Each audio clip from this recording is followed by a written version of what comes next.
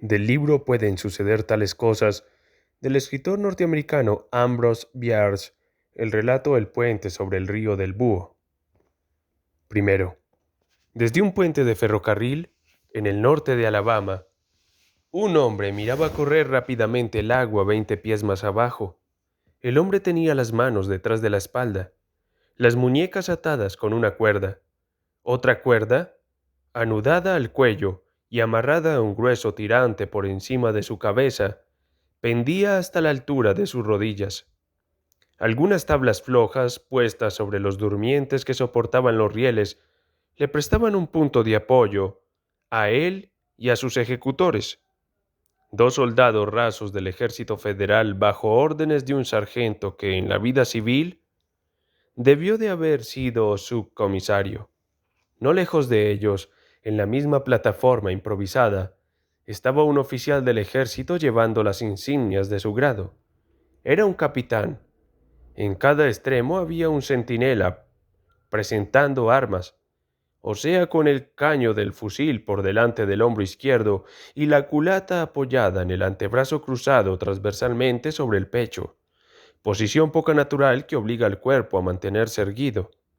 A estos dos hombres no parecía concernirles lo que ocurría en medio del puente. Se limitaban a bloquear los extremos de la plataforma de madera. Delante de uno de los centinelas no había nada a la vista. La vía férrea se internaba en un bosque a un centenar de yardas.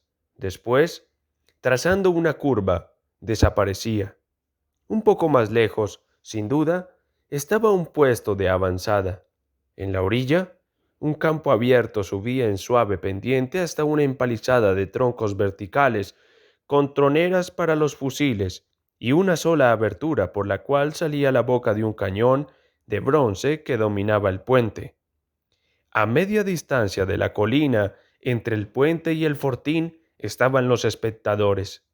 Una compañía de soldados de infantería, en posición de descanso, es decir, con la culata de los fusiles en el suelo, el caño ligeramente inclinado hacia atrás contra el hombro derecho, las manos cruzadas sobre la caja. A la derecha de la línea de soldados estaba un teniente, con la punta del sable tocando tierra, la mano derecha encima de la izquierda. Excepto los tres ejecutores y el condenado en el medio del puente, nadie se movía. La compañía de soldados, frente al puente, miraba fijamente, hierática. Los centinelas, frente a las márgenes del río, podían haber sido estatuas que adornaban el puente. El capitán, con los brazos cruzados, silencioso, observaba el trabajo de sus subordinados sin hacer el menor gesto. Cuando la muerte anuncia su llegada, debe ser recibida con ceremoniosas muestras de respeto, hasta por los más familiarizados con ella. Para este dignatario, según el código de la etiqueta militar, el silencio y la inmovilidad son formas de la cortesía. El hombre que se preparaban a ahorcar podía tener 35 años. Era un civil, a juzgar por su ropa de plantador. Tenía hermosos rasgos, nariz recta, boca firme, frente amplia, melena negra y ondulada peinada hacia atrás, cayéndole desde las orejas hasta el cuello de su bien cortada levita. Usaba bigote y barba en punta, pero no patillas. Sus grandes ojos de color gris oscuro tenían una expresión bondadosa que no hubiéramos esperado encontrar en un hombre con la soga al cuello. Evidentemente, no era un vulgar asesino.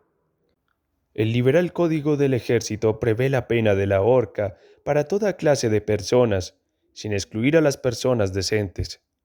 Terminados sus preparativos, los dos soldados dieron un paso hacia los lados y cada uno retiró la tabla de madera sobre la cual había estado de pie.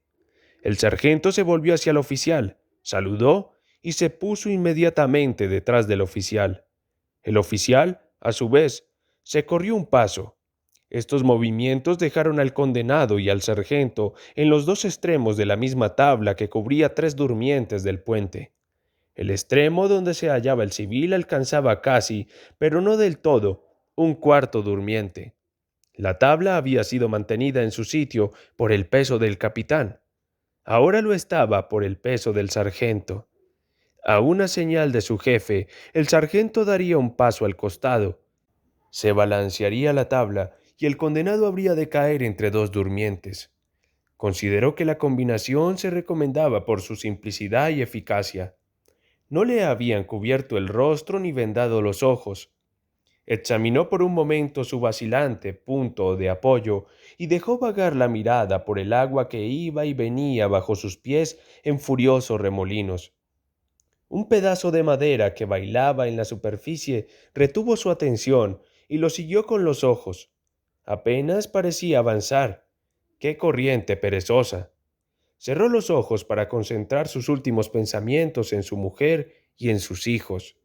El agua dorada por el sol naciente, la niebla que pesaba sobre el río contra las orillas escarpadas no lejos del puente, el fortín, los soldados, el pedazo de madera que flotaba, todo eso lo había distraído.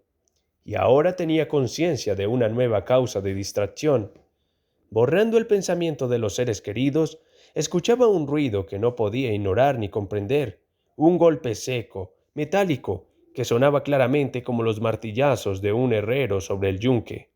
El hombre se preguntó qué podía ser aquel ruido, si venía de muy cerca o de una distancia incalculable. Ambas hipótesis eran posibles. Se reproducía a intervalos regulares, pero tan lentamente como las campanas que doblan a muerte. Aguardaba cada llamado con impaciencia y sin saber por qué, con aprensión. Los silencios se hacían progresivamente más largos, los retardos enloquecedores. Menos frecuentes eran los sonidos, más aumentaba su fuerza y nitidez, hiriendo sus oídos como si le asestaran cuchilladas. Tuvo miedo de gritar. Lo que oía era el tic-tac de su reloj. Abrió los ojos y de nuevo oyó correr el agua bajo sus pies.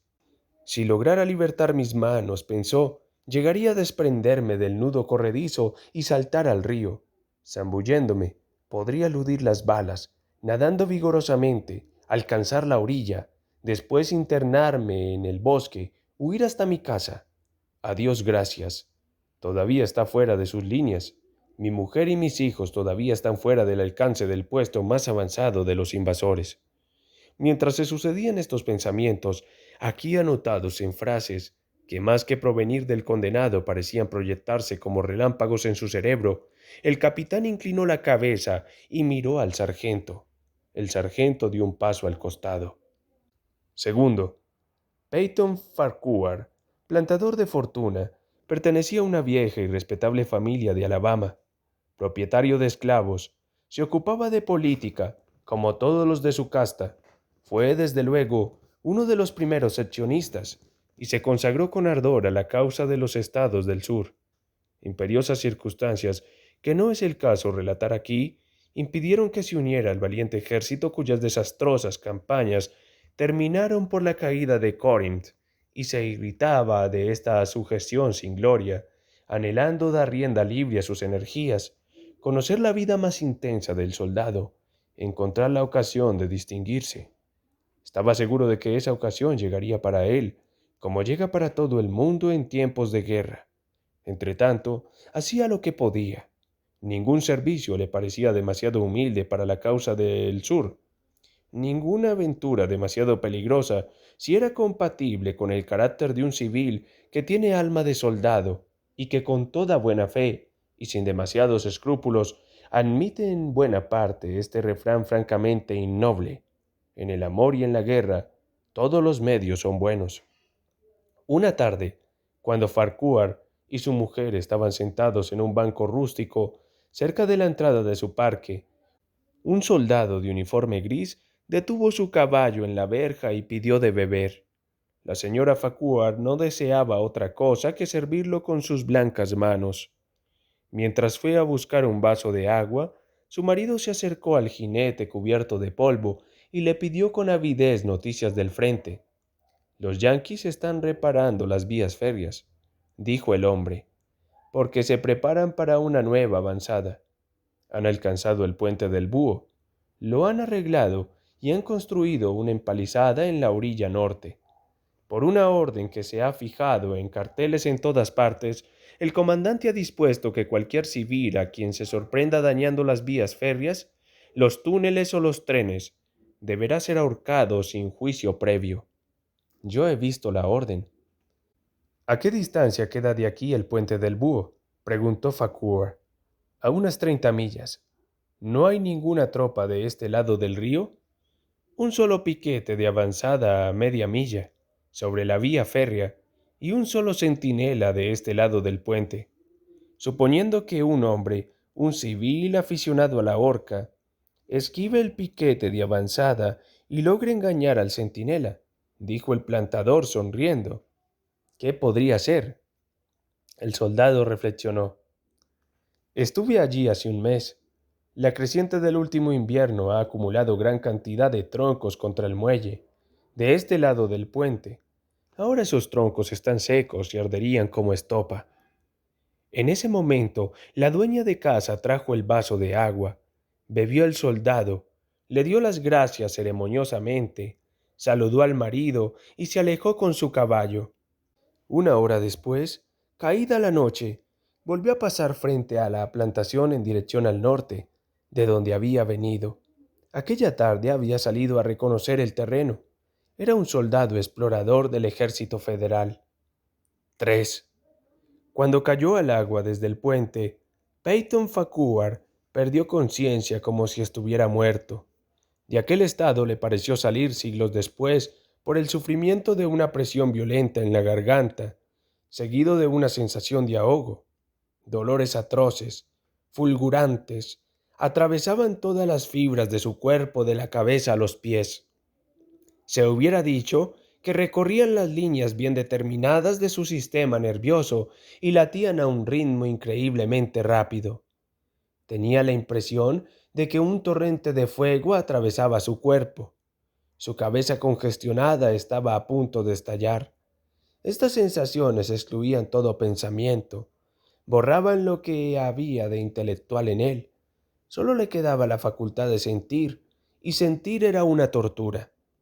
Pero se daba cuenta de que se movía, rodeado de un halo luminoso del cual no era más que el corazón ardiente, se balanceaba como un vasto péndulo, según arcos de oscilaciones inimaginables. Después, de un solo golpe, terriblemente brusco, la luz que lo rodeaba subió hasta el cielo.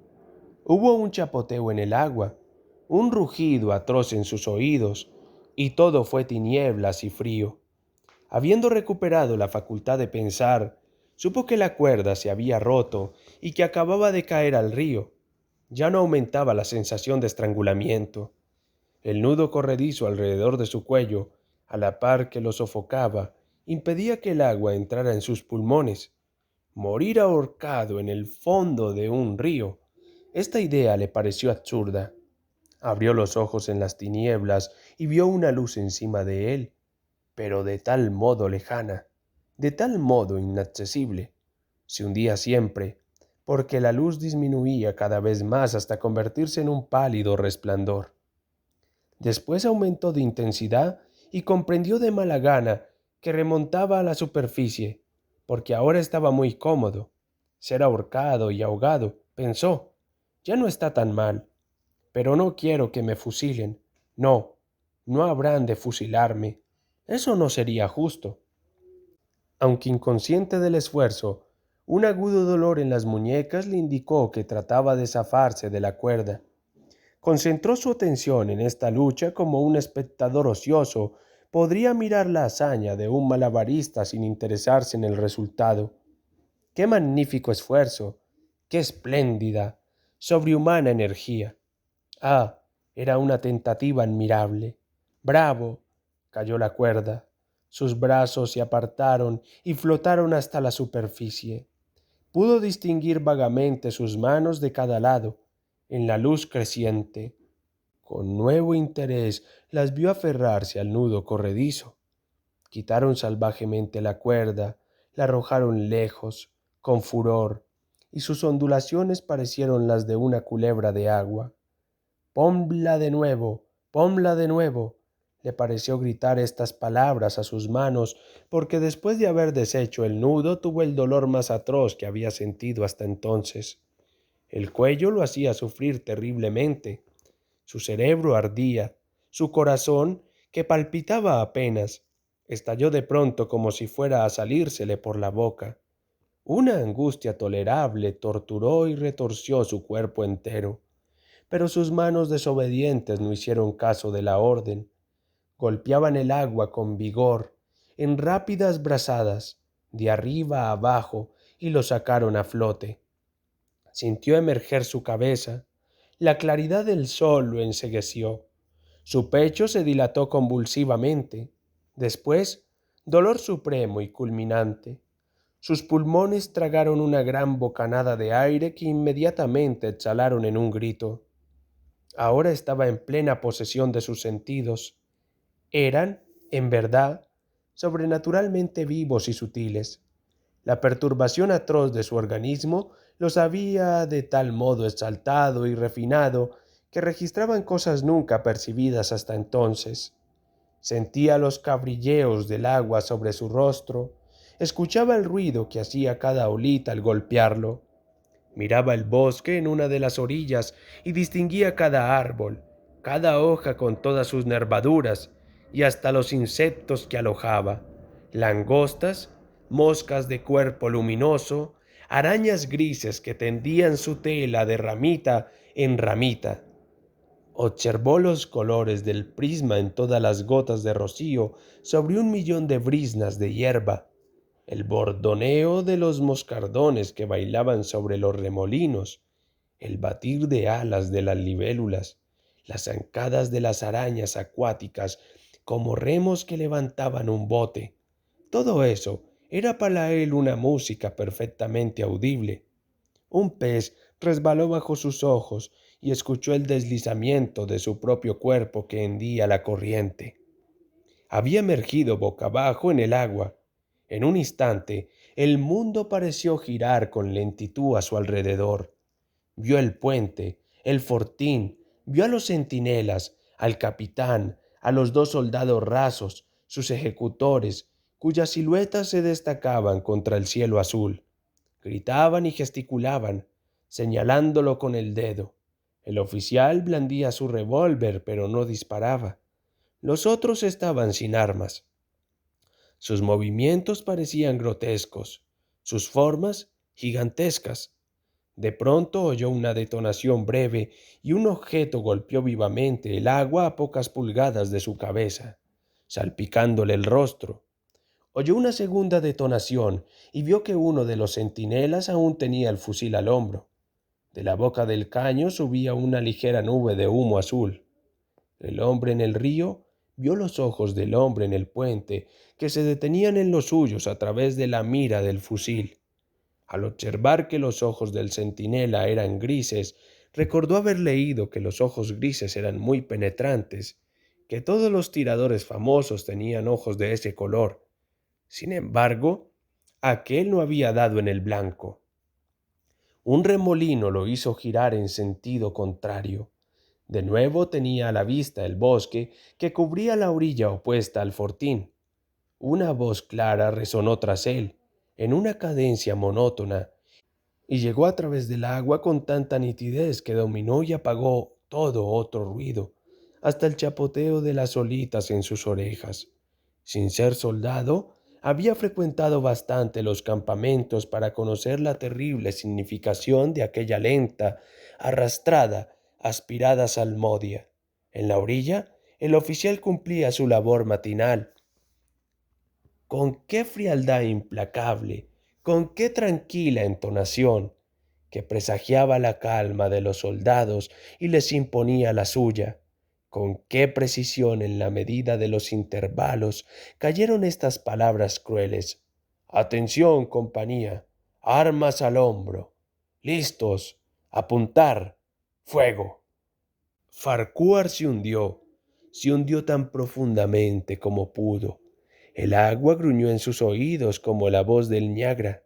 Escuchó, sin embargo, el trueno ensordecido de la salva y mientras subía a la superficie encontró pedacitos de metal brillante, extrañamente chatos, oscilando hacia abajo con lentitud. Algunos le tocaron el rostro y las manos, Después continuaron descendiendo. Uno de ellos se alojó entre su pescuezo y el cuello de la camisa. Era de un calor desagradable y Farquhar lo arrancó vivamente. Cuando llegó a la superficie, sin aliento, comprobó que había permanecido mucho tiempo bajo el agua. La corriente lo había arrastrado muy lejos, cerca de la salvación. Los soldados casi habían terminado de cargar nuevamente sus armas. Las baquetas de metal centellaron al sol, mientras los hombres las sacaban del caño de sus fusiles y las hacían girar en el aire antes de ponerlas en su lugar. Otra vez tiraron los centinelas y otra vez cerraron el blanco. El perseguido vio todo esto por arriba del hombro. Ahora nadaba con energía a favor de la corriente. Su cerebro no era menos activo que sus brazos y sus piernas. Pensaba con la rapidez del relámpago. El teniente, razonaba, no cometerá este error por segunda vez. Es el error propio de un oficial demasiado apegado a la disciplina. ¿Acaso no es tan fácil esquivar una salva como un solo tiro? Ahora, sin duda, ha dado orden de tirar como quieran. Dios me proteja, no puedo escaparles a todos. A 2 yardas hubo el atroz estruendo de una caída de agua, seguido de un ruido sonoro, impetuoso, que se alejó, diminuendo, y pareció propagarse en el aire en dirección al fortín, donde murió en una explosión que sacudió las profundidades mismas del río. Se alzó una muralla líquida, se curvó por encima de él, se abatió sobre él, lo encegueció, lo estranguló. El cañón se había unido a las demás armas. Como sacudiera la cabeza para desprenderla del tumulto del agua herida por el obús, oyó que el proyectil desviado de su trayectoria roncaba en el aire delante de él y segundos después hacía pedazos las ramas de los árboles, allí cerca, en el bosque. No empezarán de nuevo, pensó. La próxima vez cargarán con metralla. Debo mantener los ojos fijos en la pieza. El humo me indicará. La detonación llega demasiado tarde. Se arrastra detrás del proyectil. Es un buen cañón. De pronto se sintió dar vueltas y vueltas en el mismo punto. Giraba como un trompo. El agua, las orillas, el bosque, el puente, el fortín y los hombres ahora lejanos, todo se mezclaba y se esfumaba. Los objetos ya no estaban representados sino por sus colores. Bandas horizontales de color era todo lo que veía. Atrapado por un remolino, avanzaba con un movimiento circulatorio tan rápido que se sentía enfermo de vértigo y náuseas. Momentos después se encontró arrojado contra la orilla izquierda del río, la orilla austral, detrás de un montículo que lo ocultaba de sus enemigos. Su inmovilidad súbita, el roce de una de sus manos contra el pedregullo, le devolvieron el uso de sus sentidos y lloró de alegría. Hundió los dedos en la arena y se la echó a puñados sobre el cuerpo, bendiciéndola en alta voz. Para él eran diamantes, rubíes, esmeraldas. No podía pensar en nada hermoso que no se le pareciera. Los árboles de la orilla eran gigantescas plantas de jardín. Advirtió un orden determinado en su disposición. Respiró el perfume de sus flores. Una luz extraña, rosada, brillaba entre los troncos, y el viento producía en su follaje la música armoniosa de una arpa eolia. No deseaba terminar de evadirse, le bastaba quedarse en ese lugar encantador hasta que lo capturaran. El silbido y el estruendo de la metralla en las ramas por encima de su cabeza lo arrancó de su ensueño. El artillero decepcionado le había enviado al azar una descarga de adiós. Se levantó de un salto, remontó precipitadamente la pendiente de la orilla, se internó en el bosque. Caminó todo aquel día, guiándose por la marcha del sol. El bosque parecía interminable, por ninguna parte un claro, ni siquiera el sendero de un leñador. Había ignorado que viviera en una región tan salvaje y había en esta revelación algo sobrenatural. Continuaba avanzando al caer la noche, con los pies heridos, fatigado, hambriento. Lo sostenía el pensamiento de su mujer y de sus hijos. Terminó por encontrar un camino que lo conducía en la buena dirección. Era tan ancho y recto como una calle urbana, y sin embargo daba la impresión de que nadie hubiese pasado por él. Ningún campo lo bordeaba, por ninguna parte una vivienda, nada, ni siquiera el aullido de un perro, sugería una habitación humana. Los cuerpos negros de los grandes árboles formaban dos murallas rectilíneas que se unían en un solo punto del horizonte, como un diagrama en una lección de perspectiva. Por encima de él, como alzara los ojos a través de aquella brecha en el bosque, vio brillar grandes estrellas de oro que no conocía, agrupadas en extrañas constelaciones. Tuvo la certeza de que estaban dispuestas de acuerdo con un orden que ocultaba un maligno significado. De cada lado del bosque le llegaban ruidos singulares entre los cuales, una vez, dos veces, otra vez aún, percibió nítidamente susurros en una lengua desconocida. Le dolía el cuello. Al tocárselo, lo encontró terriblemente hinchado. Sabía que la cuerda lo había marcado con un círculo negro. Tenía los ojos congestionados. No lograba cerrarlos. Tenía la lengua hinchada por la sed. Sacándola entre los dientes y exponiéndola al aire fresco, apaciguó su fiebre. Qué suave tapiz había extendido el césped a lo largo de aquella avenida virgen. Ya no sentía el suelo bajo los pies. A despecho de sus sufrimientos, sin duda, se ha dormido mientras camina, porque ahora contempla otra escena. Tal vez acaba de salir de una crisis delirante. Se encuentra ante la verja de su casa. Todo está como lo ha dejado. Todo resplandece de belleza bajo el sol matinal. Ha debido de caminar la noche entera. Mientras abre las puertas de la verja y asciende por la gran avenida blanca, ve flotar ligeras vestiduras.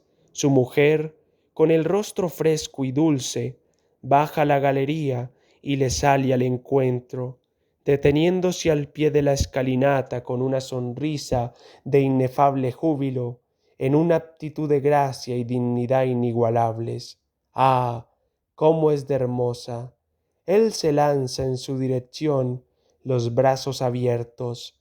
En el instante mismo que va a estrecharla contra su pecho, siente en la nuca un golpe que lo aturde. Una luz blanca y enceguecedora flamea a su alrededor con un ruido semejante al estampido del cañón, y después todo es tinieblas y silencio. Peyton Farquhar estaba muerto. Su cuerpo, con el cuello roto, se balanceaba suavemente de uno a otro extremo de las maderas del puente del búho.